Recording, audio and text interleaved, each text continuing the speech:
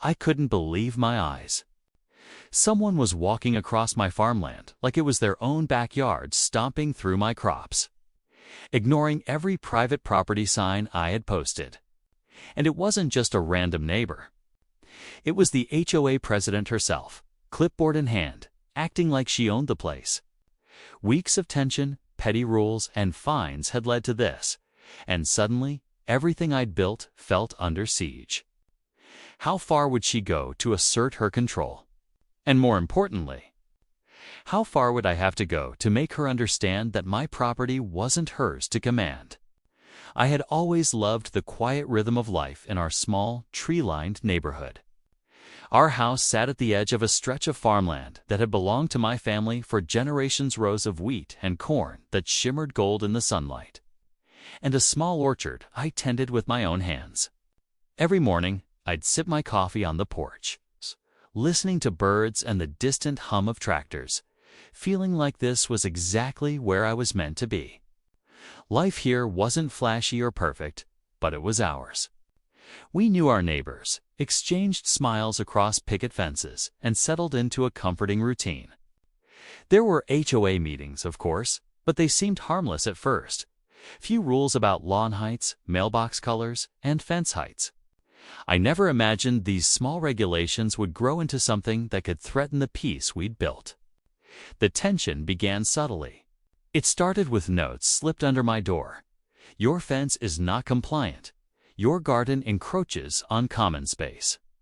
At first, I laughed them off, assuming the HOA was just being pedantic.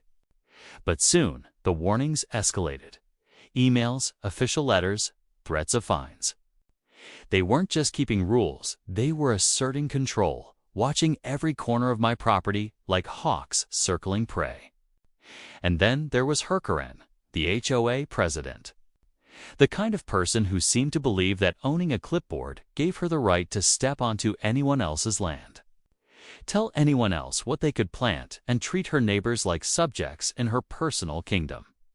She started taking walks past my fields, scrutinizing my crops, marking imaginary lines with her finger in the dirt. Something inside me shifted the moment I realized this wasn't about rules anymore. This was about power. I had no idea that the peaceful life I loved so much was about to unravel into one of the most infuriating and surreal battles I'd ever face, that the fight would become personal, legal, and unforgettable. How far would she push? And how far would I have to go to protect what was mine? It started small, almost laughably petty at first. The first notice arrived on a crisp Monday morning, folded neatly in a crisp envelope with the HOA letterhead glaring back at me. Your fence exceeds the allowable height by 2 inches, it said, with a polite but unmistakably threatening signature at the bottom. 2 inches. My fence had stood for years without issue, separating my garden from the neighbor's side, and suddenly, it was illegal. I tried to reason with them. I sent emails, photographs, even measurements from certified contractors showing I was within the acceptable range. I waited for a reply, imagining common sense would prevail. But the response that came back was colder than I'd anticipated. This matter will be addressed at the next board meeting. Fines may be applied if not corrected. They didn't ask questions. They didn't negotiate. They commanded compliance. And that was the start of it. Soon, the little notes turned into fines. $50 for a mailbox, slightly chipped. $75 for weeds that dared to grow past an invisible line. $100 for unauthorized landscaping alterations. It wasn't the money, it was the principle. Every bill felt like a jab, a message that they could intrude into every corner of my life if they wanted. And then Karen appeared. She didn't just write letters, she walked the property herself, clipboard in hand, eyes scanning, fingers tapping, as if she could mark infractions with a glance. She strolled across the farmland, brushing against my cornstalks, stepping into my orchard, muttering under her breath about violations I couldn't see. I remember one morning vividly. She was at the edge of my property before sunrise. Wearing her usual scowl, staring down a row of tomato plants like they'd committed some mortal offense. I confronted her once, calmly, at least in my mind. I told myself, this is your home, my property. You can't just walk over it. But the words never came out. She smiled in that self-satisfied way, the kind of smile that made it clear she had already won, at least in her mind. From that day forward, I realized this wasn't just about rules or fences. It was a battle for control. And if I wanted to keep my land, I had to fight. The HOA meetings were worse. I attended the next few with hope, imagining that reason might sway them. I sat through hours of tedious discussions about paint colors, mailbox designs, and common area flower beds. My stomach churning as Karen gleefully read aloud every violation she'd noted on my property. The room, usually dull with polite murmurs, crackled with tension whenever she turned her gaze on me. Each accusation felt meticulously chosen to humiliate, designed to make me question my own judgment. Then the fines began to stack. Every week, a new letter arrived, each with increasingly absurd claims. Your garden encroaches 0.3 feet into common space. Your shed placement violates aesthetic continuity. Your lawn ornaments are inconsistent with neighborhood decorum. It was as if they were searching for any tiny reason to assert dominance. A way to prove they could control my life without consequence. I started documenting everything. Photographs, timestamps, detailed notes. Every interaction became a potential weapon for future confrontation. It was exhausting, frustrating, infuriating, but necessary. With every note Karen left on my door, I felt my blood boil. But I couldn't let anger drive me blindly. I had to plan, strategize, and wait for the right moment to turn the tables. Then came the surveillance incident. One afternoon, I noticed a neighbor's drone hovering suspiciously near the edge of my property. I had no proof, but the angle, the timing, and Karen's sudden obsession with my orchard made it obvious. She was watching, documenting, cataloging every inch of my land for some future complaint. It was invasive, surreal. I felt like I was living in a horror story disguised as suburban life. Things escalated further when she began showing up at random hours, clipboard in hand, as if she had taken up residence on the border of my property. I remember one sweltering summer evening. I was tending to my sunflowers when I spotted her shadow creeping across the far end of the field.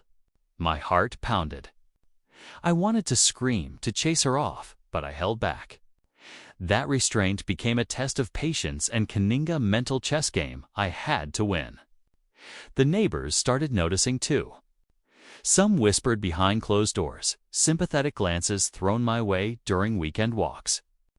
Others avoided me, wary of becoming the next target. It was isolating, infuriating, and at times humiliating. Every step outside felt like navigating a minefield, one misstep away from another fine or public shaming. And then came the infamous boundary inspection. They didn't ask questions, they didn't negotiate, they commanded compliance. And that was the start of it. Soon, the little notes turned into fines. $50 for a mailbox, slightly chipped. $75 for weeds that dared to grow past an invisible line. $100 for unauthorized landscaping alterations. It wasn't the money, it was the principle. Every bill felt like a jab, a message that they could intrude into every corner of my life if they wanted. And then Karen appeared. She didn't just write letters, she walked the property herself. Clipboard in hand, eyes scanning, fingers tapping, as if she could mark infractions with a glance. She strolled across the farmland, brushing against my cornstalks, stepping into my orchard, muttering under her breath about violations I couldn't see. I remember one morning vividly. She was at the edge of my property before sunrise. Wearing her usual scowl, staring down a row of tomato plants like they'd committed some mortal offense. I confronted her once, calmly, at least in my mind. I told myself, this is your home, my property. You can't just walk over it. But the words never came out. She smiled in that self-satisfied way, the kind of smile that made it clear she had already won, at least in her mind. From that day forward, I realized this wasn't just about rules or fences, it was a battle for control. And if I wanted to keep my land, I had to fight. The HOA meetings were worse. I attended the next few with hope, imagining that reason might sway them. I sat through hours of tedious discussions about paint colors, mailbox designs, and common area flower beds. My stomach churning as Karen gleefully read aloud every violation she'd noted on my property. The room, usually dull with polite murmurs, crackled with tension whenever she turned her gaze on me. Each accusation felt meticulously chosen to humiliate, designed to make me question my own judgment. Then the fines began to stack. Every week, a new letter arrived, each with increasingly absurd claims. Your garden encroaches 0.3 feet into common space. Your shed placement violates aesthetic continuity. Your lawn ornaments are inconsistent with neighborhood decorum. It was as if they were searching for any tiny reason to assert dominance, a way to prove they could control my life without consequence. I started documenting everything. Photographs, timestamps, detailed notes. Every interaction became a potential weapon for future confrontation. It was exhausting, frustrating, infuriating, but necessary. With every note Karen left on my door, I felt my blood boil. But I couldn't let anger drive me blindly. I had to plan, strategize, and wait for the right moment to turn the tables. Then came the surveillance incident. One afternoon, I noticed a neighbor's drone hovering suspiciously near the edge of my property. I had no proof, but the angle, the timing, and Karen's sudden obsession with my orchard made it obvious. She was watching, documenting, cataloging every inch of my land for some future complaint. It was invasive, surreal. I felt like I was living in a horror story disguised as suburban life. Things escalated further when she began showing up at random hours, clipboard in hand, as if she had taken up residence on the border of my property. I remember one sweltering summer evening. I was tending to my sunflowers when I spotted her shadow creeping across the far end of the field. My heart pounded. I wanted to scream to chase her off, but I held back. That restraint became a test of patience and cunning, a mental chess game I had to win. The neighbors started noticing too. Some whispered behind closed doors, sympathetic glances thrown my way during weekend walks. Others avoided me, wary of becoming the next target. It was isolating, infuriating, and at times humiliating. Every step outside felt like navigating a minefield, one misstep away from another fine or public shaming. And then came the infamous boundary inspection. Karen, claiming a new board directive, announced she would be surveying the property line.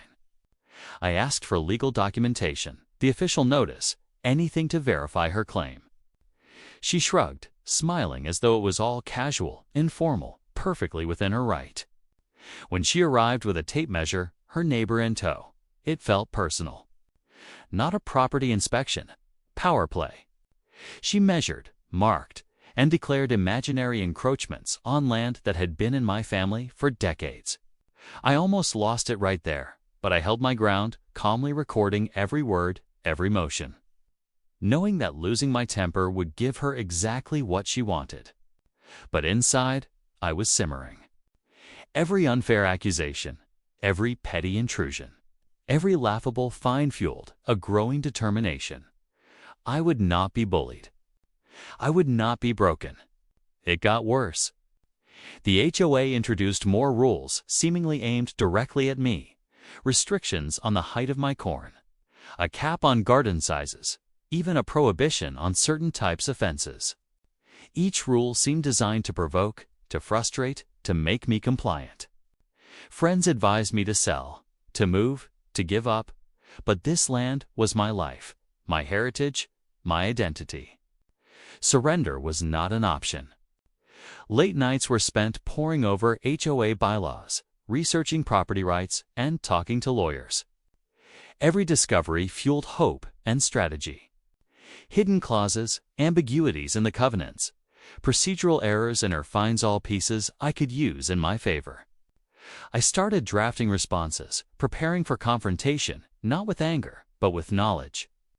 Knowledge was power, and it was the only thing that could counter the audacity of Karen's reign. But she didn't relent.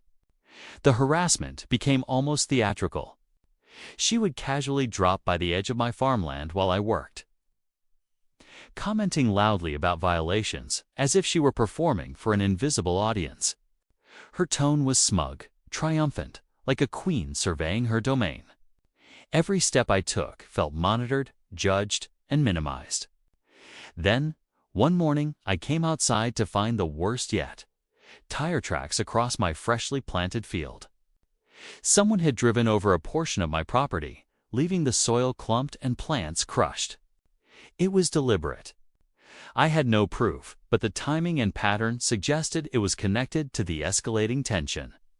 An intimidation tactic meant to push me to my breaking point. I froze, hands trembling, realizing that this had gone far beyond petty disputes. This was personal. At that moment, I knew I had to fight smarter, not harder. Every fine, every intrusion, every whispered threat only made me more determined. I started compiling evidence, photos of the tire tracks, records of every notice, timestamps of her appearances, drone sightings, everything. I wasn't just defending property anymore. I was preparing a case, a strategic response that would expose the absurdity, audacity, and illegality of her actions. By the end of the rising action, tension had reached a near breaking point. The community buzzed quietly with whispers and sideways glances. The HOA was emboldened, and Karen continued her relentless patrols. I had survived the first wave of harassment, but the stage was set. Something bigger, more dramatic, and more decisive was about to unfold, a confrontation that would challenge her authority, test my patience, and potentially change everything about this neighborhood forever. The question lingered in my mind every time I stepped outside. How far would she go? And how far would I have to push to finally reclaim my land, my dignity, and my sanity? The day of reckoning arrived quietly, almost unassumingly. But I knew that this was at the moment everything would either collapse or finally turn in my favor. For weeks, I had meticulously prepared, documenting every fine, every inspection, every intrusion. I had compiled photographs, emails, legal notices, and even drone footage showing the impossibility of some of Karen's claims. I had spoken to a property lawyer who assured me that the HOA had overstepped its authority at nearly every turn. Knowledge was my weapon, patience my armor. I arrived at the community hall early that morning, carrying a stack of folders and a resolve I had never felt before. Karen was already there, clipboard in hand, her expression smug, a faint smirk playing at the corners of her mouth as she greeted other board members. She didn't even notice me at first, which was perfect. Her overconfidence had always been her weakness. The room was tense, filled with neighbors who had gathered to witness the annual HOA review, oblivious to the storm about to unfold. The meeting began with routine business: budget approvals, landscaping discussions, and procedural minutiae. Karen occasionally glanced in my direction, clearly intending to intimidate me with her presence. But I ignored her. I waited. And then, after the third procedural update, I asked for a moment to address the board. The silence that followed was almost tangible. Karen's smirk faltered slightly, replaced with a flicker of unease.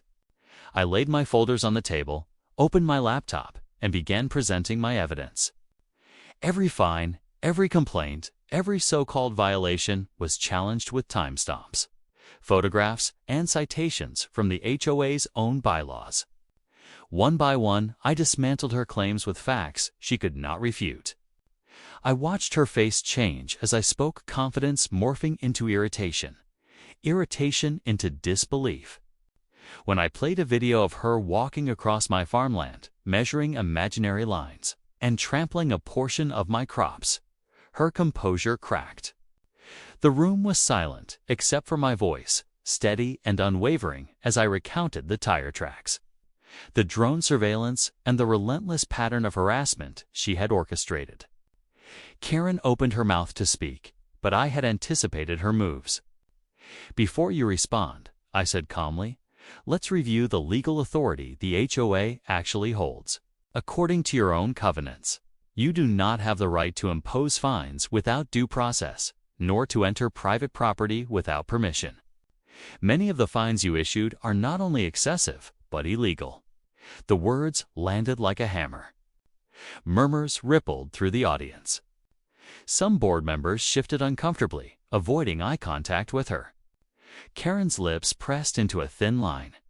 She attempted to interject, insisting that I was exaggerating, that the rules had been clearly communicated. But I countered with her own emails, her own words proving the exact opposite. Then I revealed the final piece of evidence, an official statement from the local property attorney confirming that several of the recent fines could not be enforced and that her actions, if continued, could expose the HOA to serious legal consequences. The room grew heavier with tension. Karen's face turned red, her hands gripping the edge of the table as if she could physically hold back the tide of reality crashing down around her. I could see the moment she realized she was losing. Her power, carefully cultivated through intimidation and manipulation, was crumbling in front of the very people who had once admired her control.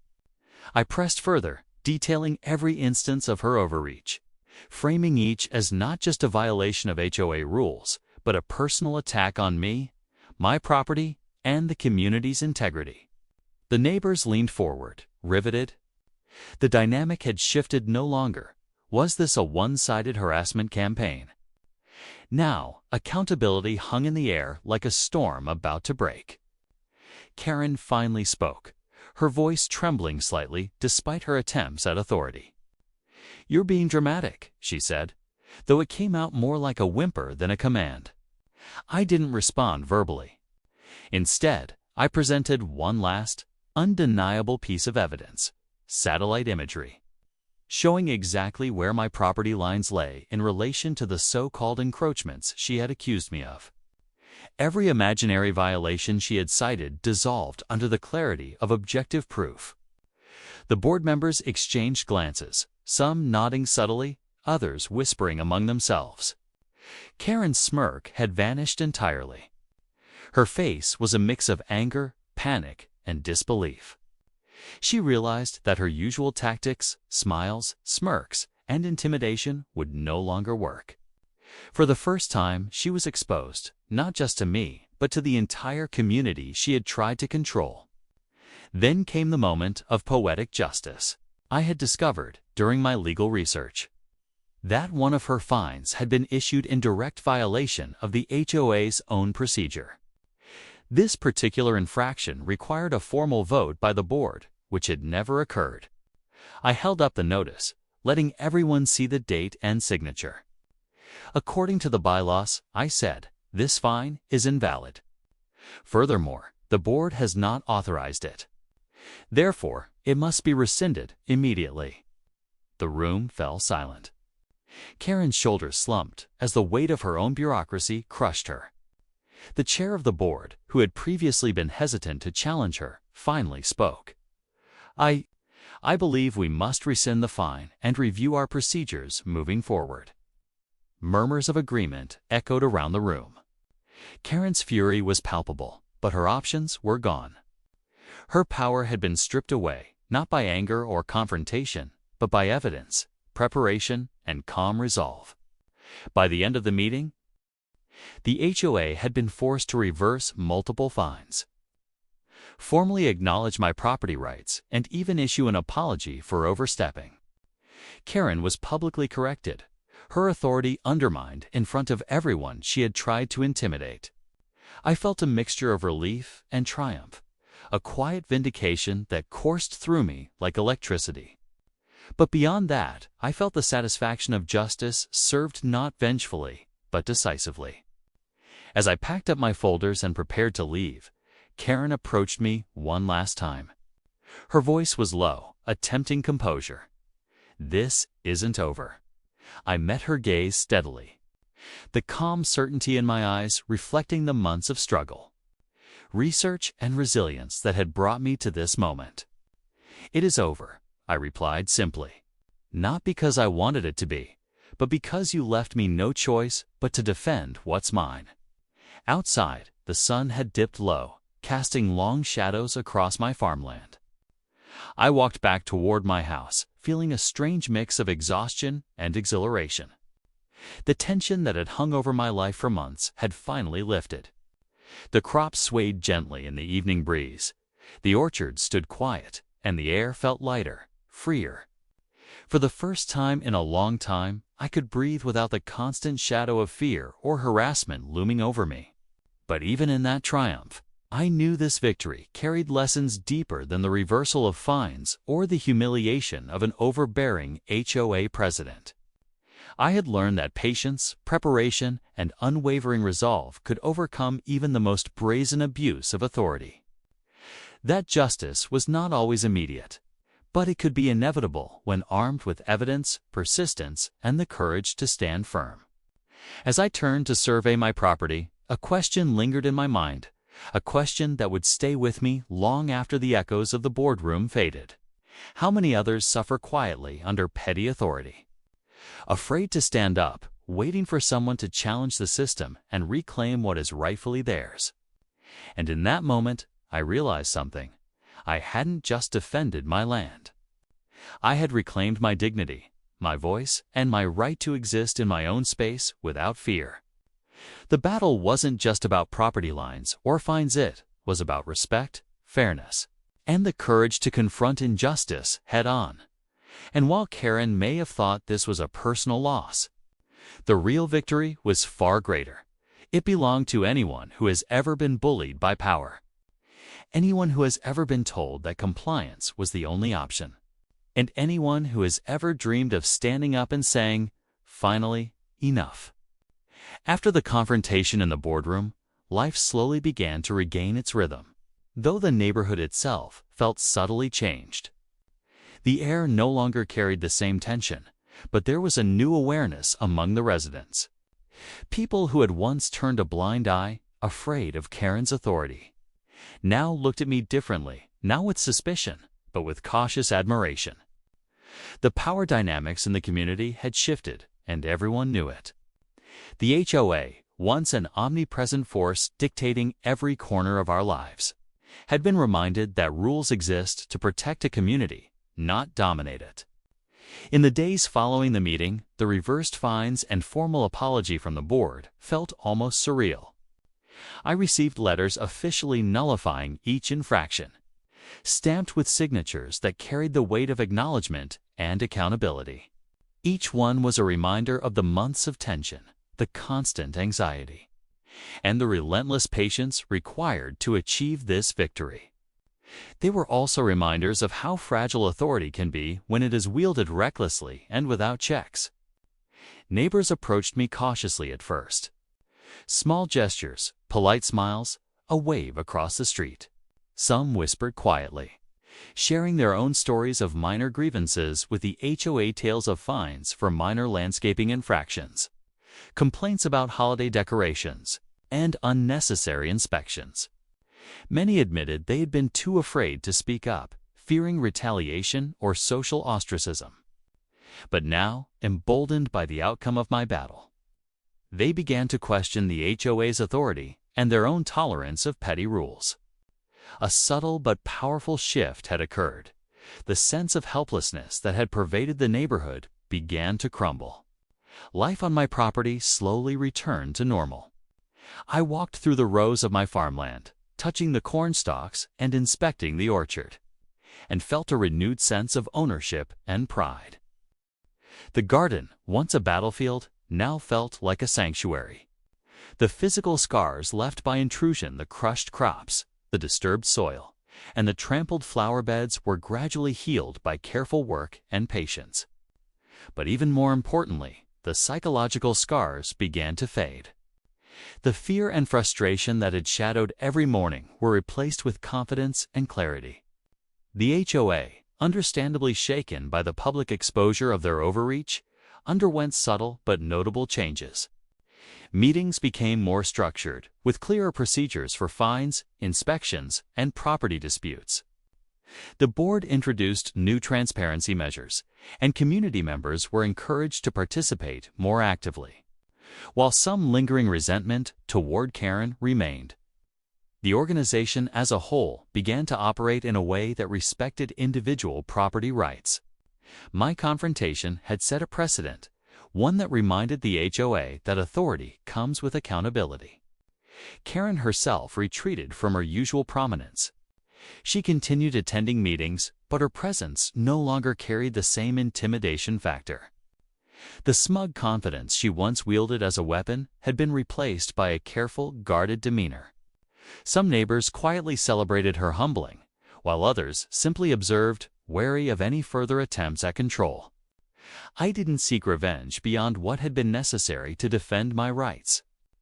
I had learned that triumph isn't about humiliation, it's about restoring balance and respect. In the weeks and months following, found that the experience had reshaped my own perspective on community, power, and resilience. I had discovered a strength within myself I hadn't fully recognized before, a combination of patience, strategy, and moral certainty that enabled me to stand firm without descending into bitterness. I realized that property disputes are rarely just about fences, crops, or lawns. They are about respect, fairness, and the courage to assert your rights in the face of intimidation. I also began to see the broader impact on the neighborhood. Others started to speak up about minor grievances, knowing that they had support and precedent on their side. Community forums, once dominated by compliance and fear, became spaces for genuine discussion and dialogue. I noticed new friendships forming, old grievances being resolved, and even a renewed sense of shared responsibility for the common areas and collective well-being. What had begun as a personal struggle had evolved into a catalyst for healthier, more equitable community engagement. Yet there were lingering lessons I carried forward. I learned that vigilance is essential. Power can be abused subtly and incrementally, and it is easy to accept small intrusions until they accumulate into a burden that feels insurmountable. I realized that documenting interactions, understanding rules and regulations, and being prepared to assert your rights are not signs of paranoia. They are necessary defenses against unreasonable authority. More importantly, I understood the importance of tempering assertiveness with integrity. My goal was never to humiliate or destroy Karen, but to restore fairness and protect what was mine. The legal and administrative victory also carried a practical lesson. Knowledge is leverage. Understanding bylaws, property law, and procedural requirements gave me the tools to challenge overreach in a structured, effective way. When I combined evidence with calm, strategic communication, it transformed months of frustration into decisive, undeniable results. It was a reminder that patience and preparation can outweigh anger, intimidation, and even months of sustained harassment. I could feel the neighborhood subtly shifting around me. The once fearful murmurs of neighbors were replaced with quiet nods of respect and acknowledgement. Parents who had worried about the arbitrary enforcement of rules began involving themselves more actively in community decisions. Teenagers who had been intimidated into silence now asked questions about their rights, their property, and their responsibilities. The ripple effect of standing firm was tangible. My defense had not only protected my own property, but it sparked a broader consciousness about fairness and accountability within the neighborhood. Even now, years later, I reflect on that time as a turning point. The farmland, orchard, and gardens still thrive.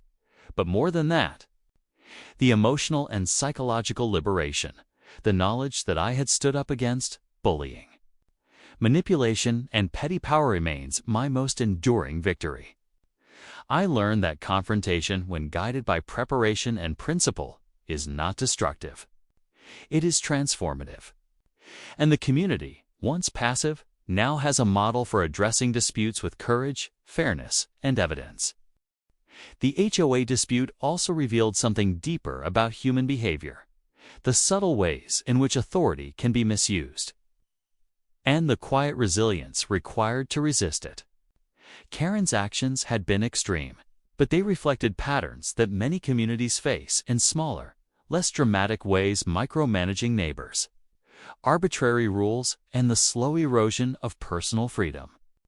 By standing firm, I realized that one person's courage can illuminate the path for many others. My struggle had become more than a personal battle. It was a demonstration of principle, patience, and the power of preparedness. Over time, I began to share my experience with neighbors and online forums, helping others navigate similar disputes. I emphasized the importance of documentation, legal literacy, and strategic calm, encouraging people not to be intimidated by authority. The response was overwhelming. People shared their own stories, offered advice, and expressed relief that someone had successfully navigated a situation that often feels hopeless.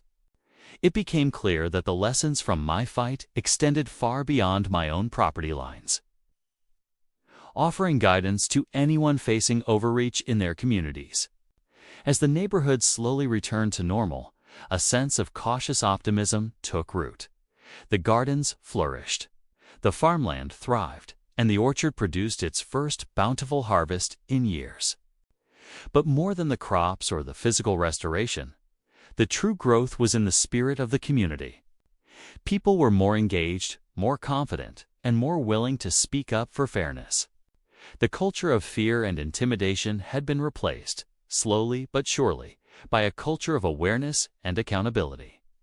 Reflecting on the journey, I realized that the dispute had revealed fundamental truths about resilience and justice. First, standing up for yourself does not require aggression. It requires preparation, patience, and clarity. Second, confronting abuse of power is not merely a personal act. It can create a ripple effect that empowers others to assert their rights. Third, even in the face of persistent intimidation, there is a pathway to reclaiming control, dignity, and respect without compromising one's integrity. The final lesson was perhaps the most powerful. Victory is not about punishment, humiliation, or revenge. It is about restoration. By holding the HOA accountable, by exposing the limits of their authority, and by asserting my rights calmly and decisively, I restored balance not only to my property, but to the larger community ecosystem. Karen's actions no longer dominated the neighborhood narrative. Fairness, clarity, and transparency now shaped the way residents interacted and enforced rules. And yet, there's a subtle question that lingers even today. How many other communities quietly tolerate petty authority, letting rules and fines creep into every corner of life without challenge? My story may have ended favorably, but it serves as a reminder that vigilance, courage, and preparation are essential. The line between order and oppression can be surprisingly thin, and sometimes it takes a single decisive stand to tip the balance back toward justice. In the end, I found peace not just in the legal victory, but in the reaffirmation of something more profound: that personal resilience, coupled with strategic action, can overcome even the most relentless forms of harassment.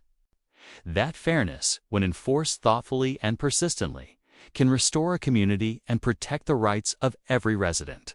And that standing up for yourself calmly and intelligently is not just an act of defense, is an act of leadership. I still walk my fields every morning, coffee in hand, surveying the corn, the orchards, and the flower beds that now grow without fear of intrusion. The sunlight glints off the leaves, the wind rustles through the stalks, and the air is filled with the quiet hum of life. Everything looks the same, yet everything feels different. The freedom to exist in my own space, the ability to live without arbitrary interference. is a victory that cannot be measured in fines or letters, but in the simple, profound ability to breathe, walk, and live unmolested. And as I look across the land that I fought so hard to protect, I am left with a question that echoes far beyond my own property. If standing up for what is right can transform a single household, what could happen if every person quietly enduring unfairness found the courage to act?